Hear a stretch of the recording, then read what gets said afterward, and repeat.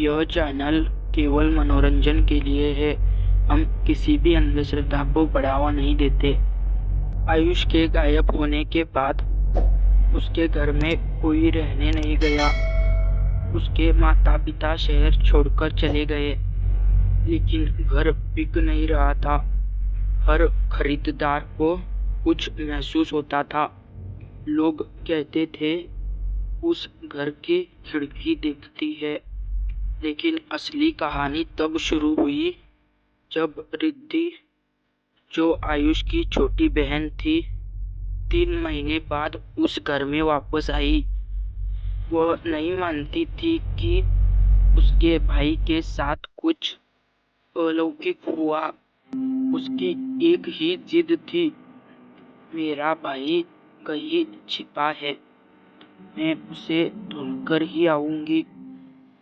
वह उसी कमरे में जाकर बैठ गई।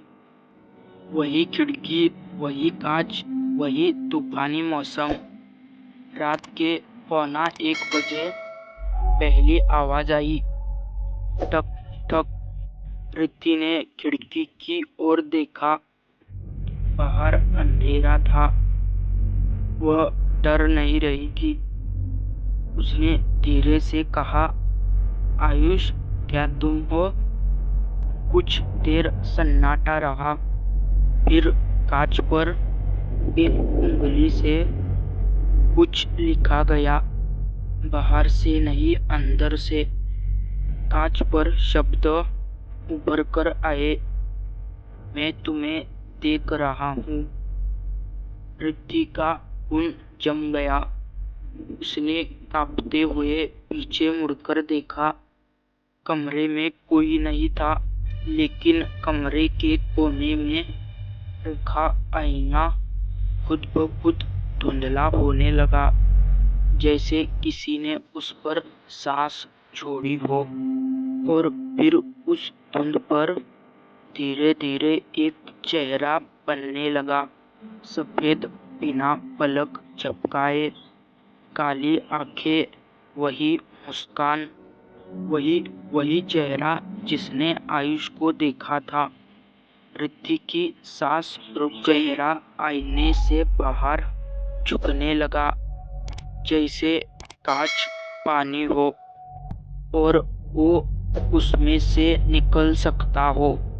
उसने फुसफुसाया, आयुष अकेला नहीं है, तुम भी हमारे साथ चलो। रिद्धि दरवाजा खोलकर बाहर भागी, पर जैसे ही दरवाजा खोला, आयुष सामने खड़ा था।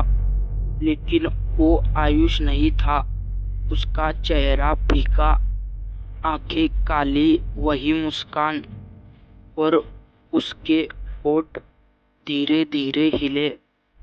पर्दे कभी बाहर की ओर बंद मत करना। अगले ही पल रिद्धि का भी कुछ पता नहीं चला। उस घर को अब ताला लगा हुआ है। खिड़की धूल से भरी हुई है। आईना अभी भी कमरे में रखा हुआ है, लेकिन जब बारिश होती है, कुछ लोग बताते हैं कि कांच धुंधला होता है और उसमें 2 चेहरे दिखते हैं, एक लड़का, एक लड़की, दोनों मुस्कुराते हुए।